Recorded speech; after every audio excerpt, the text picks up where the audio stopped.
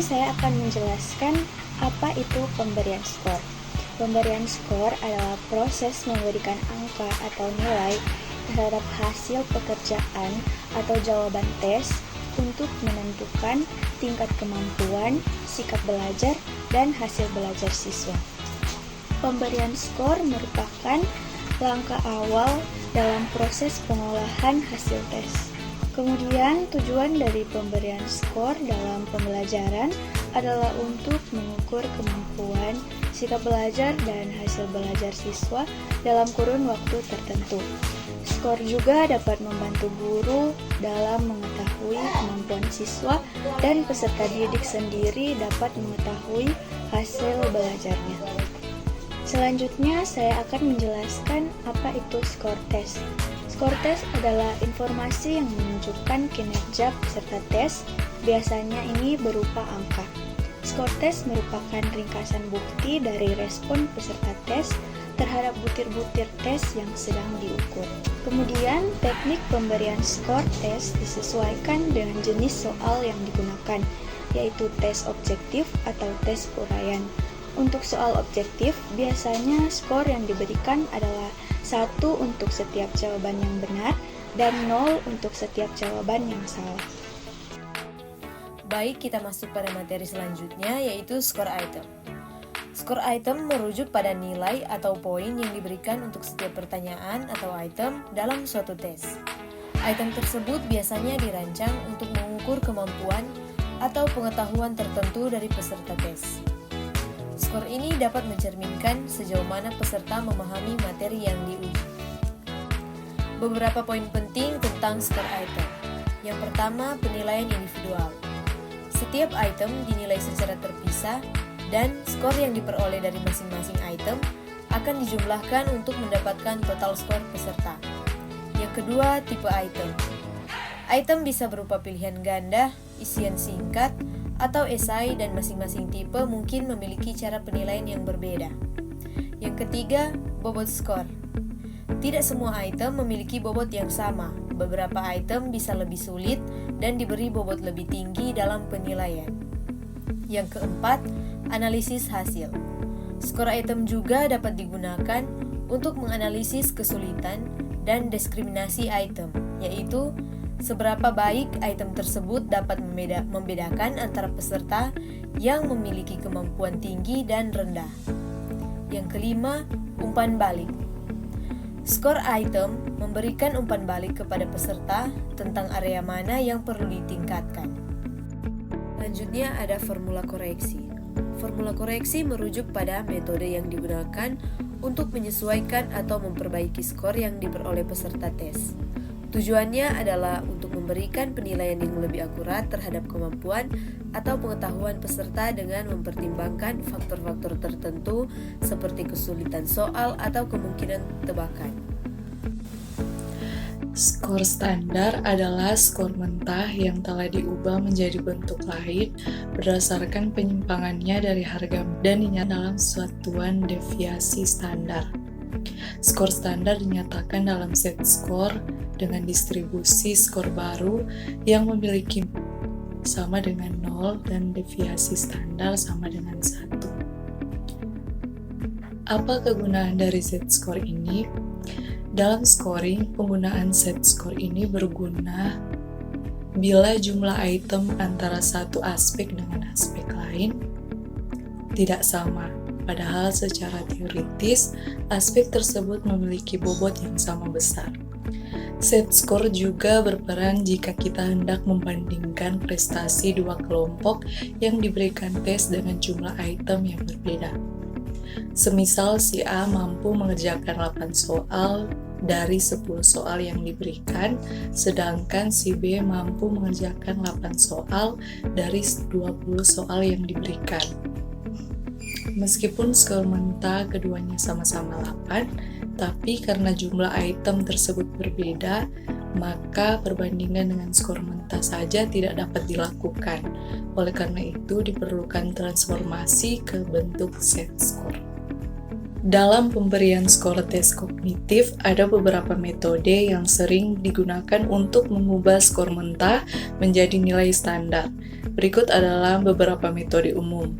Yang pertama itu ada penilaian acuan patokan, atau yang disebut dengan PAP, skor siswa dibandingkan dengan standar atau kriteria yang telah ditetapkan sebelumnya. Misalnya, jika standar kelulusan adalah 70, maka siswa yang mendapatkan skor 70 atau lebih dianggap lulus 1. Kemudian yang kedua ada penilaian acuan normatif, atau yang disebut dengan PAN. Skor siswa dibandingkan dengan skor kelompok atau populasi tertentu. Misalnya, skor IQ seringkali dinilai dengan cara ini, di mana skor rata-rata adalah 100 dan standar deviasi adalah 152. Kemudian yang ketiga ada skala Likert, yang dimana digunakan untuk mengukur sikap atau persepsi, di mana responden memberikan nilai pada skala tertentu, misalnya dari 1 hingga 53.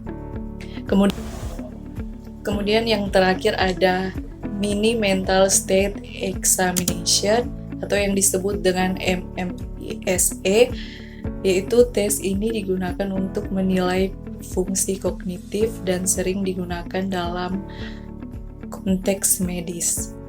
Skor di bawah 24 menunjukkan adanya gangguan kognitif. Baik, pada saat ini saya akan menjelaskan pengertian dari skor terstandar atau skor set.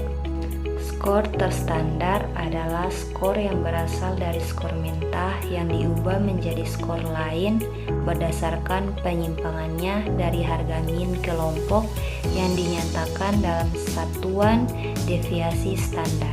Adapun 4 fungsi skor terstandar atau skor set. Yang pertama ada identifikasi anomali. Skor ini membantu dalam mengidentifikasi nilai-nilai yang mungkin merupakan outlier atau anomali dalam dataset. Yang kedua ada standarisasi data.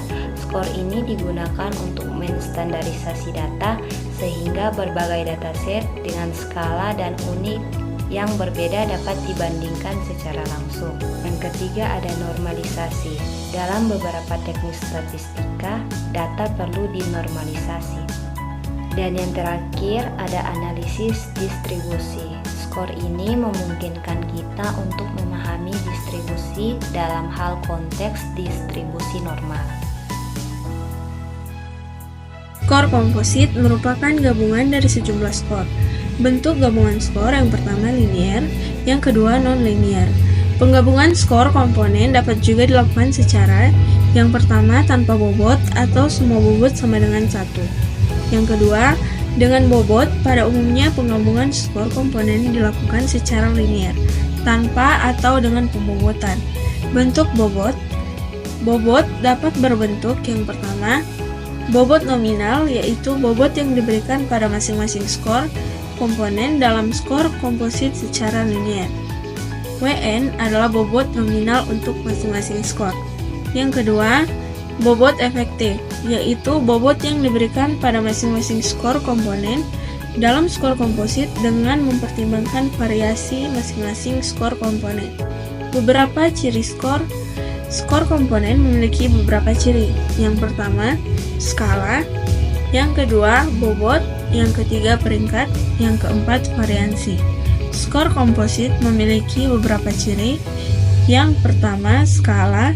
Yang kedua, peringkat. Yang ketiga, variansi. Dalam beberapa hal, terdapat hubungan di antara ciri skor komponen dengan ciri skor komposit. Peranan bobot skor komponen. Setiap skor komponen memberikan sumbangan kepada skor komposit yang besarnya ditentukan melalui bobot. Biasanya, sumbangan atau bobot ini ditetapkan berdasarkan pentingnya skor komponen itu. Makin penting suatu skor komponen, makin besar bobot yang diberikan kepada skor komponen itu. Misalnya, nilai hasil belajar merupakan skor komposit yang menggabungkan skor komponen tugas, skor komponen ujian formatif, dan skor komponen ujian sumatif. Peranan variansi skor komponen. Pertama, variansi skor komponen berperanan terhadap ciri skor komposit terutama dalam hal peringkat. Yang kedua, peringkat pada skor komposit banyak ditentukan oleh varianat skor komponen. Ketiga, makin besar variansi skor komponen, makin besar pengaruhnya terhadap peringkat skor komposit. 4. Peringkat pada skor komposit cenderung mengikuti peringkat pada skor komponen dengan variansi terbesar sekalipun bobotnya kecil. Peranan bobot dan variansi skor komponen. Yang pertama, dalam hal peringkat skor komposit, peranan variansi skor komponen lebih kuat dari peranan bobot skor komponen.